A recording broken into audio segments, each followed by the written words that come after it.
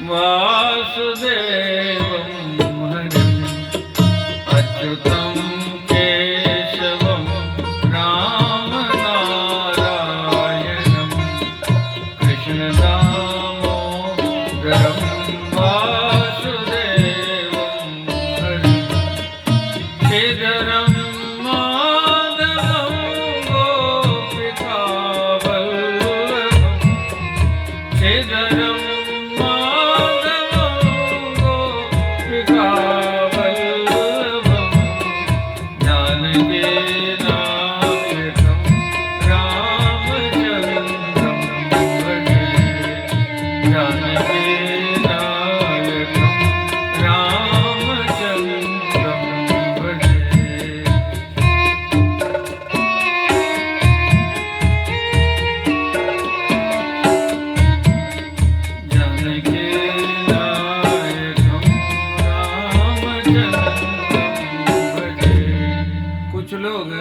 विष्णु भगवान को ही मान लेते हैं राम जी और कृष्ण जी। नहीं नहीं, ब्रह्मा विष्णु महेश ये तीनों जिनके अंश हैं, उस अंशी का नाम राम और कृष्ण है। अच्युतम केशवम राम नारायणम कृष्ण दामोदरम वासुदेवम हरिम श्रीधरम माधवम गोपिका वल्लभम जानकी नायकम रामचंद्रम भजे। इनके अंश हैं ब्रह्म विष्णु महेश आद्या। ब्रह्मा विष्णु महेश इनके अंश हैं। ये तीन के तीन जिनसे प्रकट होते हैं, वो है राम, वो है कृष्ण, वो है भागवत भगवान। इसलिए वाल्मीकि रामायण में लिखा है पवित्राणाम पवित्रम यो, पवित्र के भी पवित्र भगवान है, इसलिए यह स्मरेत पुंडरीकाक्षम। पवित्राणाम पवित्रम यो मंगलानाम च मंगलम, मंगल के भी मंगल है भगवान। दैवतम दैवतानाम च, दैवतानाम दैवतम सभी देवताओं के जो देवता हैं। ओंकार ओम इत्येकाक्षरम ब्रह्म, ओंकार 3 in 1 प्रणवाक्षर अकार उकार मकार तीनों जिसमें, वो है भगवान। हम उनको नमन करते हैं, हम सत्यनारायण भगवान को नमन करते हैं। सच्चिदानंद रूपाय विश्वोत्पत्त्यादि हेतवे तापत्रय विनाशाय श्री कृष्णाय वयं नमः। कृष्णाय वयं नमः नहीं, श्री सहिताय कृष्णाय वयं नमः। श्री जी के सहित, राधा जी के सहित हम श्री कृष्ण भगवान को नमन करते हैं, अकेले नहीं। कोई भी धर्म कार्य श्रीमती जी के बिना नहीं हो सकता। धर्म एक ही स्थान पर लगता है। कह दिया गया कि ये धर्म की माता जी हैं, माने इन्होंने जन्म नहीं दिया है, नकली। धर्म के पिताजी हैं, माने मान मनोवल के पिताजी हैं। धर्म के भाई है, माने सहोदर भाई नहीं है। समझ गया कि नहीं? लेकिन कह दिया जाए धर्म पत्नी है तो माने यही पत्नी है। धर्मस्य पत्नी धर्म पत्नी, धर्मात् पत्नी धर्म पत्नी, धर्मेण पत्नी धर्म पत्नी। श्री जी के बिना कृष्ण जी का भी अस्तित्व नहीं। हम लोग गाते हैं राधा के बिना श्याम आधा, राधा के बिना। अरे हम लोग तो यहाँ तक गाते हैं, संत लोग कहते हैं राधा रानी हमारी सरकार। क्यों भाई, ब्रज में चले जाओ, अभी महात्मा सुनाएंगे, वृंदावन की महिमा आएगी, तो वहां राधे राधे बोला जाता है कि कृष्ण कृष्ण बोला जाता है? क्या बोला जाता है? राधे राधे। कन्हैया जी का कोई नाम नहीं लेता। नहीं, कारण भी हम बताएंगे। राधे रानी हमारी सरकार, कन्हैया या को पछे लगुआ। राधे रानी हमारी सरकार, कन्हैया या को पछे लगुआ। कन्हैया या को पछे लगुआ, कन्हैया या को पछे लगुआ, कन्हैया या को पछे लगुआ, कन्हैया या को पछे लगुआ। राधे रानी हमारी सरकार, राधे रानी हमारी सरकार, कन्हैया या को पछे लगुआ। राधे रानी हमारी सरकार, कन्हैया या को पछे लगुआ। राधे राधे बोले, राधे राधे बोले और पाछे पाछे डोले। राधे राधे बोले और पाछे पाछे डोले। राधे राधे बोले और पाछे पाछे डोले। राधे राधे बोले और पाछे पाछे डोले। राधे नाम आके जीवन को सार, राधे नाम आके जीवन को सार, कन्हैया या को पछे लगुआ। राधे नाम हमारी सरकार, कन्हैया या को पछे लगुआ। राधे रानी हमारी सरकार, कन्हैया या को पछे लगुआ। राधे रानी हमारी सरकार, कन्हैया या को पछे लगुआ। कांते शितामृषते निंदित शारदेन्दुर, यत्रैकतो विलसितामसितांग शोभाम्। वृंदावने कृतया मुनगांग संगम, राधा मुकुंद युगलम तदहं नमामि। श्री कृष्णाय वयं नमः।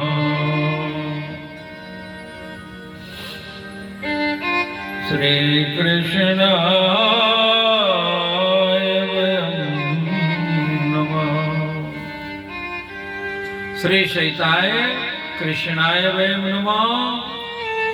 देखिए, सतचिद आनंद को कह करके प्रसंग को हम आगे बढ़ाते हैं। सत उसे कहते हैं जो पहले भी था, अभी भी है, आगे भी रहेगा।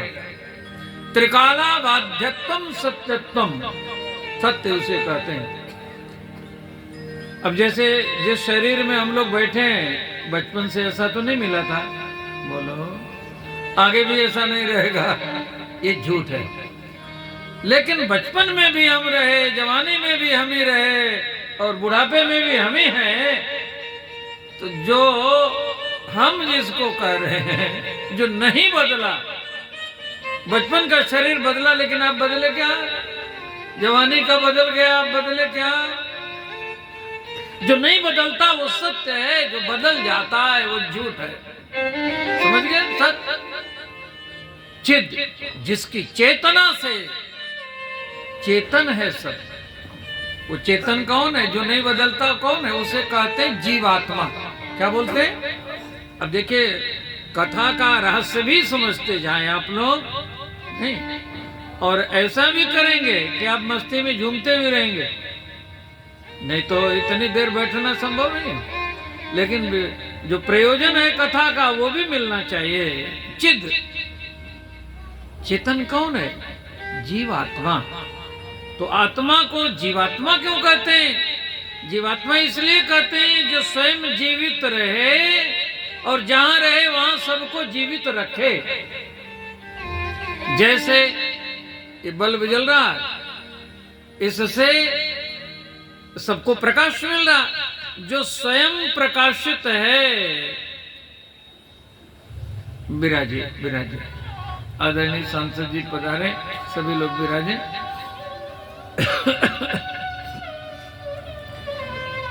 जिसकी चेतना से सब चेतन, ये प्रकाश पुंज बल्ब क्या करता है? स्वयं प्रकाशित होता है, जहां प्रकाशित होता है वहां हर वस्तु को प्रकाशित करता है। वैसे आत्मा स्वयं प्रकाशित रहती है और जहां रहती है सबको प्रकाशित रखती है।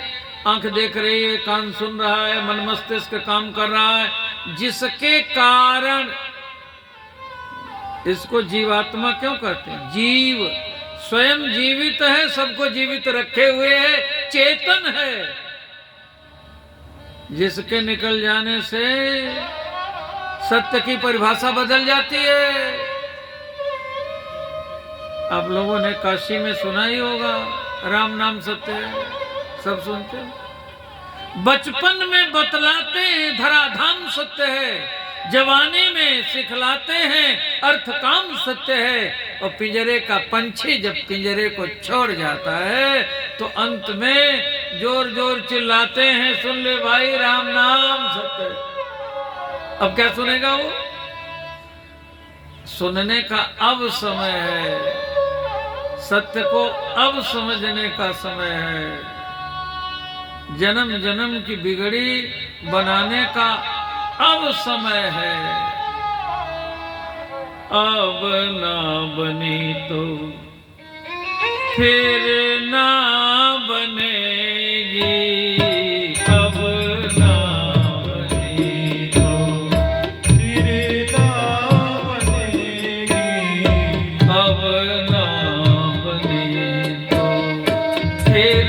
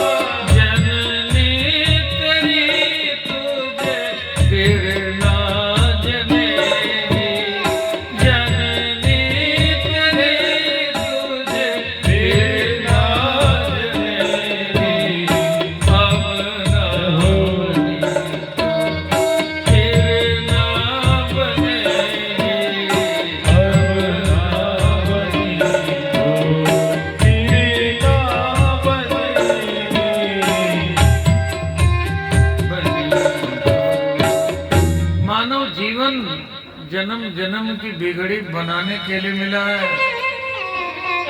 मानव जीवन भगवान से लगन लगाने के लिए मिला है, और ये सप्ताह का सुअवसर इसीलिए आपके जीवन में आया है। जीवन में कुल दिन 7 ही होते हैं, 8वां दिन किसी को नहीं मिलता। इन्हीं 7 दिनों में से कभी जन्म होता है, कभी मरण होता है।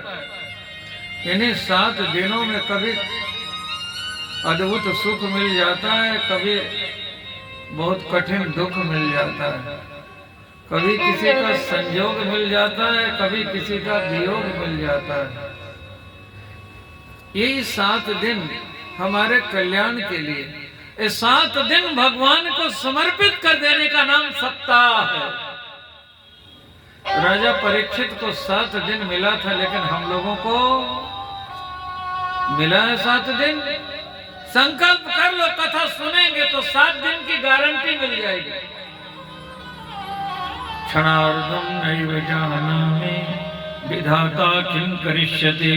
आधे क्षण का पता नहीं, आधे क्षण का पता नहीं। मानव जीवन अत्यंत दुर्लभ है। ये 7 दिन भगवान को दे देने का नाम है। भगवान आपकी कृपा से हमें जीवन में कितने 7 दिन मिले। जब से जन्म मिला है तब से आपकी कृपा बरस रही है।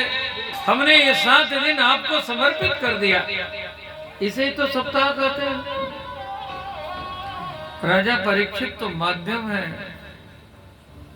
ये हमारे जीवन में स्वर्णिम अवसर भगवान की कृपा से मिला है। मानव जीवन भगवान की कृपा से मिलता है, सत्संग भगवान की कृपा से मिलता है, और भागवत सुनने का सौभाग्य भगवान की कृपा से मिलता है। दुर्लभैव कथा लोके, आज के प्रसंग में महात्मा में बताया गया, दुर्लभैव कथा लोके श्रीमद् भागवतोद्भव कोटि जन्म समुत्थेन पुण्येनैव तु लभ्यते। इस मानव जीवन में अभी अवसर मिला है, नहीं नहीं, करोड़ों जन्मों की तपस्या का फल मिला है। करोड़ों जन्मों के पुण्यों का फल जब प्रकट होता है तब भागवत की प्राप्ति होती है। इसलिए कहा दुर्लभैव कथा लोके श्रीमद् भागवतोद्भव कोटि जन्म समुत्थेन पुण्येनैव तु लभ्यते। भगवान की कृपा को नमन करें। महात्मा वर्णन में ये बताया गया कि जैसे आप कथा सुनने के लिए भगवान की कृपा के फलस्वरूप यहाँ आए हैं, ऐसे ही जब राजा परीक्षित कथा सुनने के लिए तैयार बैठे तो उसी समय देवता लोग अमृत का कलश लेकर आए। ये कुंभ पर्व का शुभ अवसर है। अभी 29 तारीख को आप लोग कथा सुनते रहेंगे और अनुमान लगाया जा रहा है कि 5 से 6 करोड़ लोग संगम में डुबकी लगाएंगे। आप कथा में यहाँ डुबकी लगाएंगे। कुंभ का कथा से बड़ा अभिन्न संबंध है। अमृत छलका था। जब समुद्र मंथन हुआ और अमृत निकला तो देव दानव लेकर के भागे, हम पिएंगे हम पिएंगे, और एक दूसरे से छीना झपटी किए। तो जहां जहां अमृत छलका कुंभ लगता है, हरिद्वार में छलका कुंभ लगता है, नासिक में छीना झपटी में कुंभ का अमृत गिरा, नासिक में कुंभ लगता है छलका।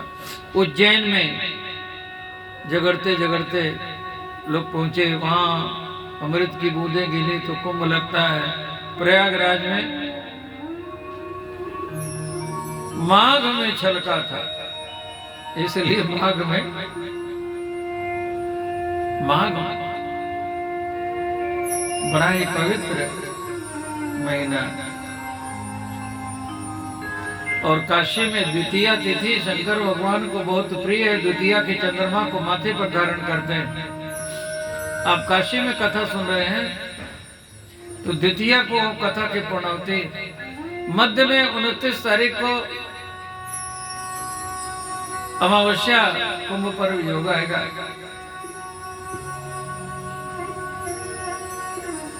वही कुंभ, वही अमृत का कलश देवता लोग लेकर के आए, सुखदेव भगवान के सामने रख दिया। तो सुखदेव भगवान ने पूछा कि क्या है इसमें? तो देवताओं ने कहा इसमें अमृत है। किस लिए अमृत लेकर आए हो? कहा परीक्षित के लिए लेकर आया। तो सुखदेव भगवान ने कहा कि बहुत अच्छे हो, बदले में तो नहीं कुछ चाहिए। तो देवताओं ने कहा कि अमृत दे रहे हैं तो बदले में तो कुछ चाहिए। स्वार्थी लोग कुछ देते हैं तो लेते भी हैं,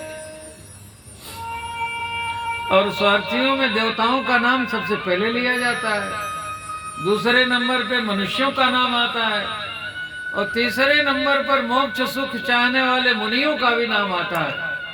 सुर नर मुनि सब की यह रीति, सुर नर मुनि सब की यह रीति, स्वार्थ लाभ करहि सब प्रीति, स्वार्थ लाभ करहि सब प्रीति, सुर नर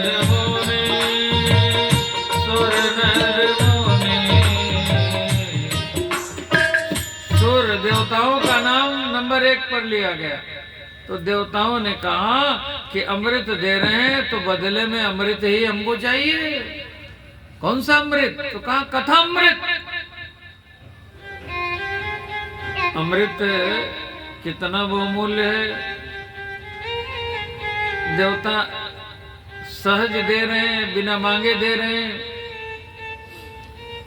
बदले में क्या चाहिए? तो कहा प्रपास्यामो वयं सर्वे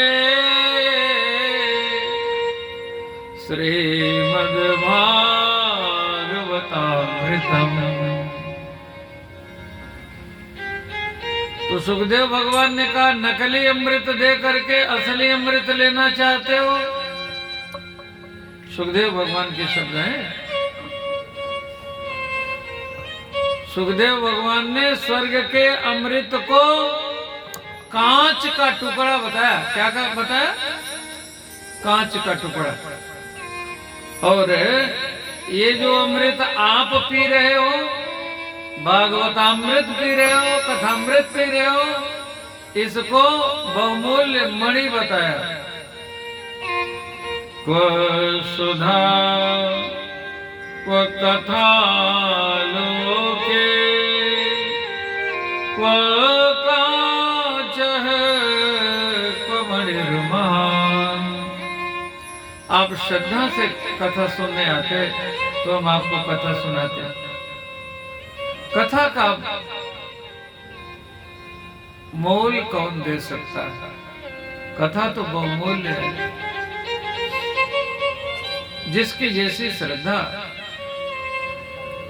सुखदेव भगवान ने कहा इसके केवल 2 अधिकारी हैं, एक भावुक जन अधिकारी है, एक रसिक जन अधिकारी है। तुम लोग तो सौदा करने वाले बनिया निकले, ये उठाओ अपना अमृत लेकर जाओ। लेकिन इससे पहले सुखदेव भगवान ने राजा परीक्षित से भी पूछा। ये कहने से पहले पूछा, राजा परीक्षित, भरी जवानी में मृत्यु का निमंत्रण मिला है, शाप मिला है, अमृत पी करके अमर हो जाओ, कथा पुनः सुन लेना, फिर सुन लेना। तो राजा परीक्षित ने जो उत्तर दिया, हम सबको उस पर विचार करना चाहिए। राजा परीक्षित ने कहा, गुरुदेव कथा अमृत तो पीना चाहता हूँ, अमृत तो पीना चाहता हूँ, लेकिन आपके मुख से निकला हुआ कथामृत पीना चाहता हूँ। इस स्वर्ग का अमृत हमको नहीं चाहिए। क्यों? पी लो, कथा फिर सुन लेना करना। अभी 7 पग पर मृत्यु खड़ी दिखाई पड़ रही है हमको। 7वें दिन तक चुप काटेगा, मृत्यु होगी हमारी। इसलिए कथा सुनने में हमारा अभी मन लगेगा, मृत्यु टल जाएगी फिर कथा में मन नहीं लगेगा। एक बहुत बड़े कवि हो गए नारायण जी, उन्होंने कहा, 2 बात को याद रख, जो चाहत कल्याण, नारायण एक मौत को, दूजे श्री भगवान। मृत्यु को याद करोगे तो भगवान की याद आएगी। मृत्यु को भूल कर लोग भगवान को भी भूल जाते हैं। लोगों को मरते हुए देखते हैं, लोगों को दुखी देखते हैं, लेकिन ये समझते हैं न तो हमको दुख मिलने वाला है, न हमें मृत्यु मिलने वाली है।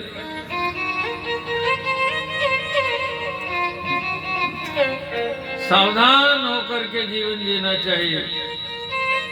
आदित्यश्च गतः मुहुर्मुहुः संचीयते जीवनम्, व्यापारे बहुकार भार गुरुभिः कालो न विज्ञायते।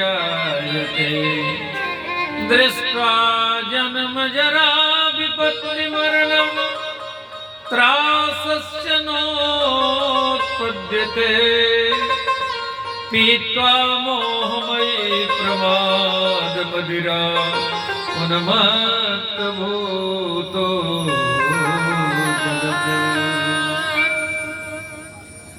ये वो कथामृत है जिसे आप पी रहे हैं। इसके लिए राजा परीक्षित ने उस अमृत को ठुकराया जिसके लिए देव दानव झगड़े थे। इतना बहुमूल्य है ये कथामृत जिसे आप पी रहे हैं। एक ये बात बताई गई, दूसरी बात बताई गई, भक्ति देवी और नारद जी के संवाद की बात बताई गई। एक बार नारद जी इस पृथ्वी पर विचरण कर रहे थे, भक्ति देवी से वृंदावन में भेंट हो गई। और जिस समय नारद जी ने भक्ति देवी को देखा, भक्ति देवी ने नारद जी को देखा, उस समय की परिस्थिति बड़ी विकट थी। भक्ति देवी के जो 2 पुत्र हैं, ज्ञान और वैराग्य, दोनों वृद्ध हो गए, दोनों मूर्छित पड़े, रुग्ण पड़े। और भक्ति देवी उनको पंखा झल रही और उनकी सहचरी सखियां बैठी। और नारद जी को देख करके भक्ति देवी ने बुला लिया, पहचान करके, भो भो साधो क्षणमुत्तिष्ठ, मत चिंतामपि नाशय। हे महात्मा, थोड़ा रुक जाओ, मेरी चिंता तो दूर कर दो। आपकी क्या चिंता है देवी जी? आप कौन है? और ये जो दोनों वृद्ध पड़े हैं, ये कौन है? तो कहा, अहम भक्तिरिति ख्याता, मैं तो भक्ति देवी हूं। मैं भक्ति देवी हूं। और ये कौन है? का मेरे दोनों पुत्र हैं। अब देखिए, वृंदावन में आकर के मैं तो जवान हो गई, मैं भी वृद्ध हो गई थी। ये मेरे दोनों पुत्र ज्ञान और वैराग्य नाम के, ये तो वृद्ध पड़े हैं, आप देख ही रहे हैं। मैं भी वृद्ध हो गई थी, लेकिन वृंदावन में आकर के मैं तो युवती हो गई, लेकिन ये वृद्ध के वृद्ध पड़े हैं। मेरी चिंता दूर करिए, इन्हें आप स्वस्थ करिए। नारद जी ने भी प्रण कर लिया, हे देवी मैं वचन देता हूं, जब तक इनको स्वस्थ नहीं कर लूंगा, जब तक इनको तरुण नहीं कर लूंगा, तब तक चैन से नहीं बैठूंगा। मैं भगवान का दास नहीं कहलाऊंगा यदि इनको हमने स्वस्थ नहीं किया। और नारद जी ने बड़ा उपाय किया, लेकिन सफलता नहीं मिली। तब नारद जी ने सबसे पूछना प्रारंभ किया, ऋषियों से, संतों से, और जो संत मिलते वो हंसते। आप भगवान के इतने निकट रहने वाले, सारे संसार में आपकी गति है, जब चाहे शिवलोक चले जाओ, जब चाहो वैकुंठ लोक चले जाओ, ब्रह्मलोक चले जाओ। आप कीर्तनाचार्य हैं, देवऋषि हैं, भक्ति सूत्र के अध्येता प्रणेता हैं। जब आपको समाधान नहीं मिल रहा तो हम समाधान क्या देंगे? नारद जी नर नारायण से मिलने बद्रीनाथ चले हैं। रास्ते में उनके बड़े भैया सनकादिक मिल गए, सनक सनंदन सनातन सनत कुमार। और उन्होंने जब देखा तो कहा, कहां जा रहे हो, कहां से आ रहे हो, इतने घबराए हुए क्यों? पूछ लिया। तब उन्होंने सारी बात बताई और ये भी बताया, आकाशवाणी तो हुई थी, सत्कर्म करने की बात बताई, लेकिन हमने सारे सत्कर्म कर लिए। वेद वेदांग सुनाया, बार बार गीता का पाठ सुनाया, लेकिन ज्ञान वैराग्य हिले तक नहीं, स्वस्थ हुए नहीं, उनकी रुग्णता दूर नहीं हुई, उनकी वृद्धावस्था दूर नहीं हुई। तो सनकादिकों ने कहा कि भागवत सुना दो। नारद जी ने कहा, बड़े भाई भागवत है क्या जानते हैं? निगम कल्पतरोर्गलितं फलम्, निगम कल्पतरोर्गलितं फलम्, शुकमुखादमृतद्रव संयुतम्, पिबत भागवतं रसमालयम्, मुहुर्हो रसिका भुवि भावुका। निगम कल्प वृक्ष का परिपक्व फल है श्रीमद् भागवत महापुराण। हमने वेद वेदांत सब सुना दिया। तब सनकादिकों ने कहा, बड़े भोले हो, बड़े भोले हो। निगम कल्प वृक्ष का परिपक्व फल है भागवत, और आप कहते हो हमने वेद सुना दिया, निगम सुना दिया। अच्छा बताओ, आम के फल में जो रस है, आम की डंठल चूसो तो उसमें भी वही फल मिलेगा क्या? वही रस मिलेगा क्या? वही मधुरता मिलेगी क्या? बोलिए, नहीं मिलेगी ना। तो वृक्ष में वो थोड़ी है जो वृक्ष के फल में है, नहीं? अच्छा, सारी मिठाई गन्ने के रस से बनती, तो जलेबी छानो, चीनी की चाशनी में डालो तो मधुर मिलेगी। और कहो कि गन्ने के रस से ही मिलती है, जलेबी छान के गन्ने के रस में डाल दो तो बोलो, नहीं। अच्छा, दूध से ही घी बनता है। घी कहां से बनता है? दूध से दही, दही से मक्खन, मक्खन से घी, घी बनता है ना। तो घी में पूरी तलती है आप, और कहा कि घी खत्म हो गया, थोड़ा दूध में तल देते हैं। बोलो पूरी छनेगी? सनकादिकों ने समझाया, नारद जी समझ गए। नारद जी ने कहा भैया तो आप सुना दो कथा। सनकादिकों ने कहा सुना देंगे, हमारा काम क्या, हम तो यही काम जानते हैं, कथा कहते हैं, कथा सुनते हैं, इसके अतिरिक्त हमको कुछ आता ही नहीं। 4 भाई हैं, एक भाई वक्ता बन जाते, 3 श्रोता बन जाते, फिर दूसरे वक्ता बन जाते हैं, फिर 3 श्रोता बन जाते हैं। उनका काम ही ये। हम सुना देंगे, तैयार हो गए। हरिद्वार में कथा हुई। जब कथा प्रारंभ हुई,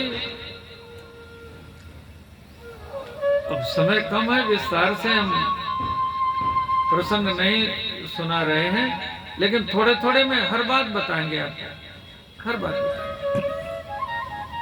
कथा प्रारंभ हुई, कौन नहीं आया कथा सुनने के लिए? भाग करके सब लोग पहुंचे।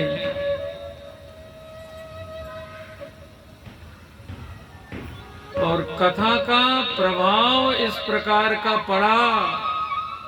कथा कहाँ हुई? हरिद्वार में। भक्ति देवी के पुत्र ज्ञान और वैराग्य जमुना जी के तट पर वृंदावन में मधुबन में मूर्छित पड़े थे। मधुबन में कथा का ऐसा प्रभाव, स्वस्थ हो गए, वृद्ध से युवक बन गए, युवक से तरुण बन गए। उल्टी गिनती नाम सुना होगा ना? बोलो। बचपन के बाद जवानी आती, जवानी के बाद बुढ़ापा आता है। ये सुना? कोई बुढ़िया माई जवान हो गई? बोलो। कोई जवान देवी कन्या बन गई? सुना है? बोलो। कौन कर सकता है ये असंभव? संभव कौन कर सकता है? भगवान कर सकते हैं, भगवान की कथा कर सकती है। एक बार त्रेता युग में अहिल्या सदानंद ऋषि की पत्नी, गौतम ऋषि की पत्नी, सदानंद ऋषि की माता, अंजना माता की माता, हनुमान जी की नानी वृद्धावस्था में भगवान के चरण रज को पा करके परसत पग पावन शोकन सावन प्रगट भये तप पुंज सहे, प्रगट भये तप पुंज सहे।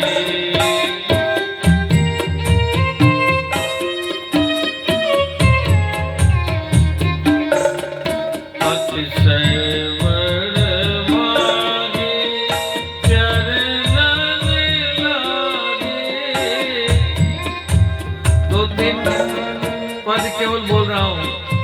अतिशय बड़ भागी चरणन लागी, जुगल नयन जलधार, जुगल नयन जलधार, धीरज मन कीना प्रभु का जीना, प्रभु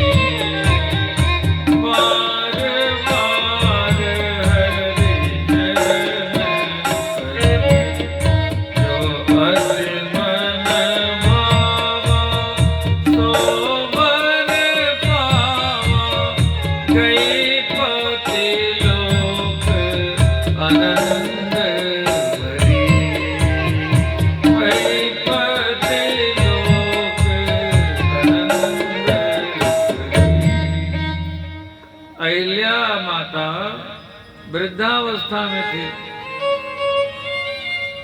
युवती नहीं बनी। ये 16 वर्ष की राजकुमारी जैसी बन गई। अब उनके पति देव तो गौतम जी, वो तो उनकी तो ही अवस्था थी। और गौतम जी आए ले जाने के लिए अहिल्या जी को। गीतावली में रामायण में लिखा है, गौतम गयो गृह गवनो सोलवाय के। विवाह के बाद जब पति पत्नी को लिवा के जाता है तो उसको गवना बोलते हैं। हनुमान जी की नानी को गौतम जी लिवाने आए तो गौतम जी को भी उसी अवस्था में भगवान ने बनाया। इसलिए भगवान को गई बहोर कहते हैं। क्या बोलते हैं? गई बहोर गरीब नवाजू, सरल सबल साहिब रघुराजू। ये असंभव संभव भगवान कर सकते हैं। कर तुम अकर तुम अन्यथा कर तुम, सर्व समर्थ को भगवान कहते हैं। और यही सामर्थ्य भगवान की कथा में भी है। वृद्ध जो पड़े थे वो जवान हो गए।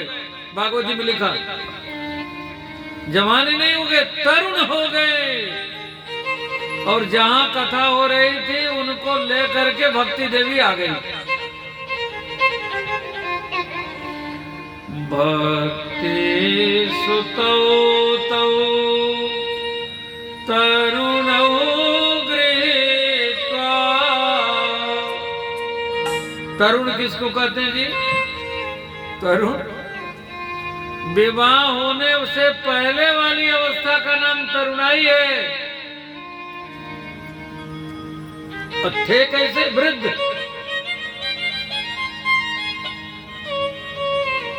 तरुण हो गए।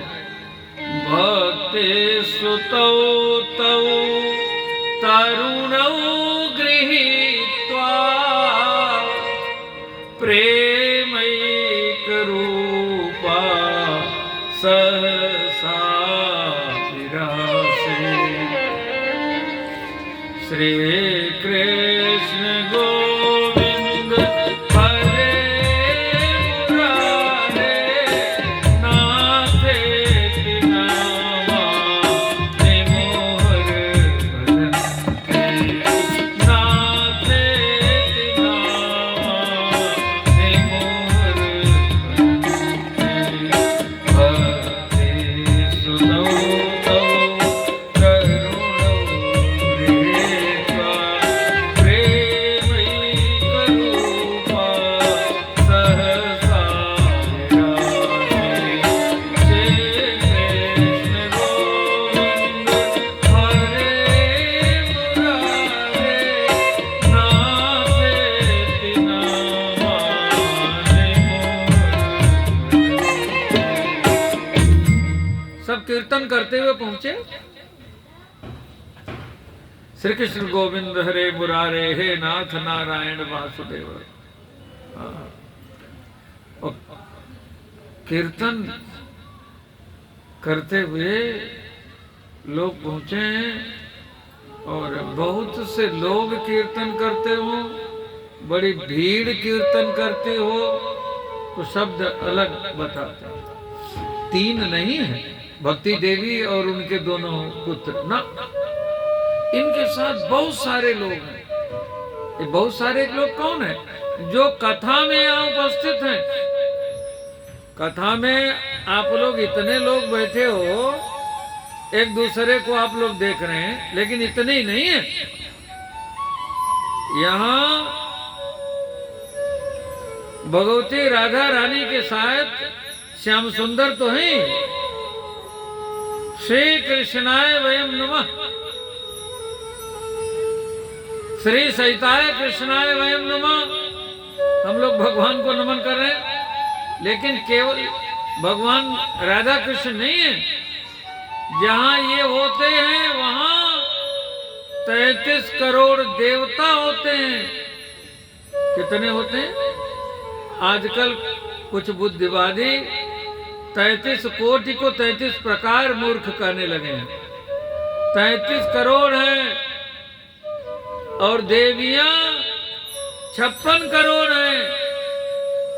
देवताओं की संख्या 33 करोड़ और देवियों की संख्या 56 करोड़ और तीर्थों की संख्या 99 करोड़। ये सब कथा में है, प्रमाण है इस बात का। ये सब कथा में पहुंचे। अब इतने लोग कीर्तन करेंगे तो कितना जोरदार कीर्तन होगा। और साथ में आप लोग भी कीर्तन कर लो। श्री कृष्ण गोविंद हरे मुरारे, हे नाथ नारायण वासुदेव।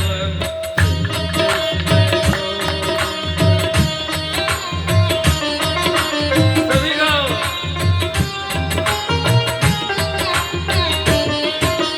श्री कृष्ण गोविंद हरे मुरारे, हे नाथ नारायण वासुदेव।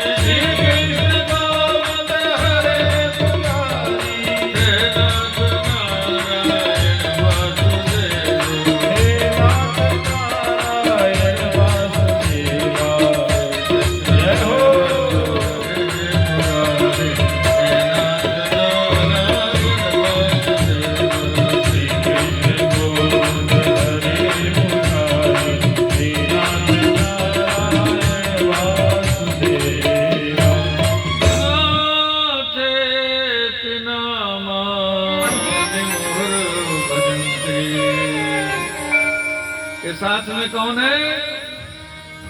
तत्रैव गंगा जमुना च नर्मदा। कौन कौन लोग यहाँ हैं सुन लीजिए थोड़े में। तत्रैव गंगा जमुना च नर्मदा गोदावरी सिंधु सरस्वती च। इतना नाम दिया, गंगा जमुना नर्मदा सिंधु सरस्वती गोदावरी। अरे कहाँ तक गिनाए सुन लीजिए। सर्वाणि तीर्थानि बसन्ति तत्र। सारे तीर्थ वहां रहते हैं। आप तीर्थों में स्नान करने जाते हैं, तीर्थ आपको स्नान करने कराने यहाँ आते हैं, स्वयं स्नान करने यहाँ आते हैं। क्यों आते हैं जी? तीर्थ यहाँ क्यों आते हैं? आप तीर्थ में क्यों जाते हो? सब जाते हैं अपना पाप ताप संताप मिटाने जाते हैं। तो सब अपना पाप धोए आते हैं, तीर्थों के ऊपर पाप चढ़ जाता है। तो तीर्थ अपना पाप कहां धोएंगे? जो समस्त तीर्थों के आस्पद भगवान श्याम सुंदर हैं, उनकी चरण कृपा प्राप्त करने, अपना पाप धोने यहाँ कदम जाते हैं। सर्वाणि तीर्थानि बसन्ति तत्र यत्रच्युतोदार कथा प्रसंग।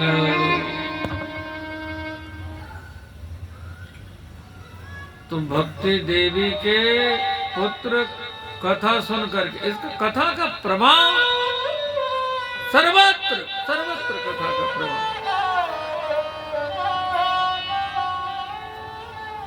आप ही नहीं, आपके समस्त पितृजन सुन रहे हैं, एक जन्म के नहीं।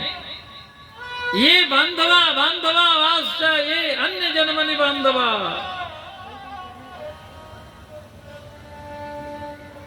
जो बंधु बांधव इस जन्म में आपके हैं, नहीं नहीं अन्य जन्मों में भी रहे हैं, सब धन्य हो रहे हैं।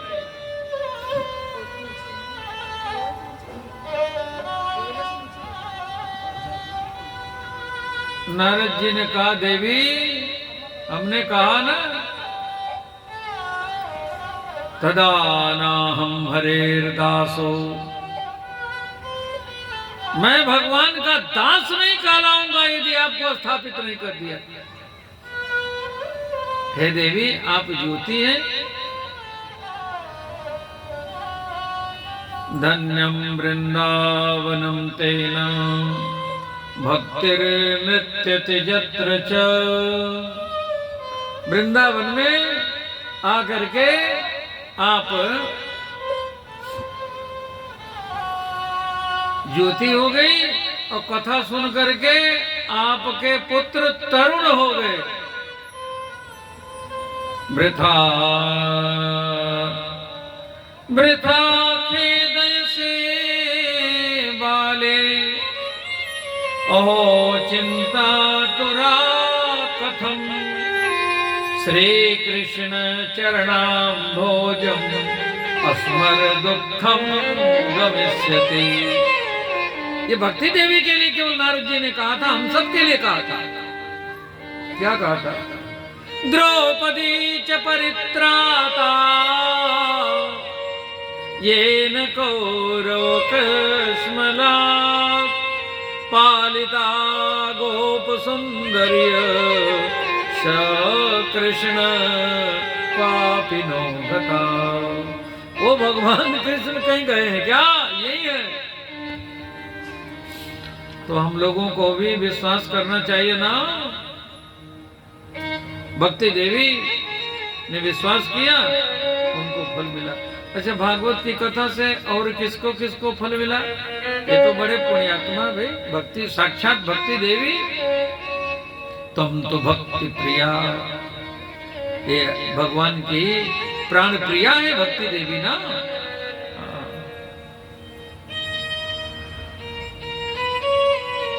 ये तो उनकी कथा है।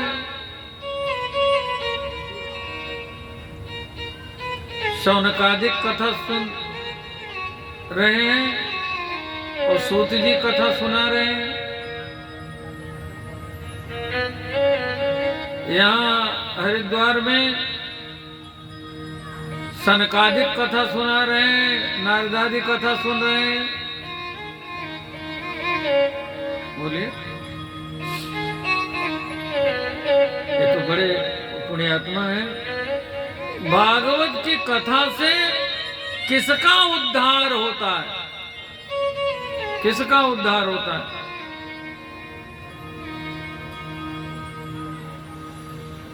हाँ, यहाँ भी रख दीजिए, बहुत अच्छा। माता पिता, हाँ, बहुत अच्छा।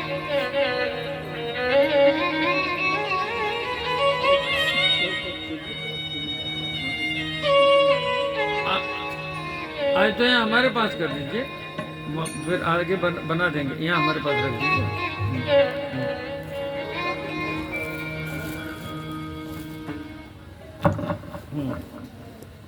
ये लोग सुनते हैं। हाँ हाँ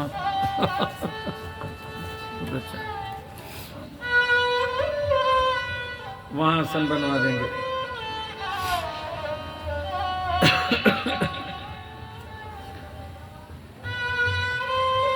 भागवत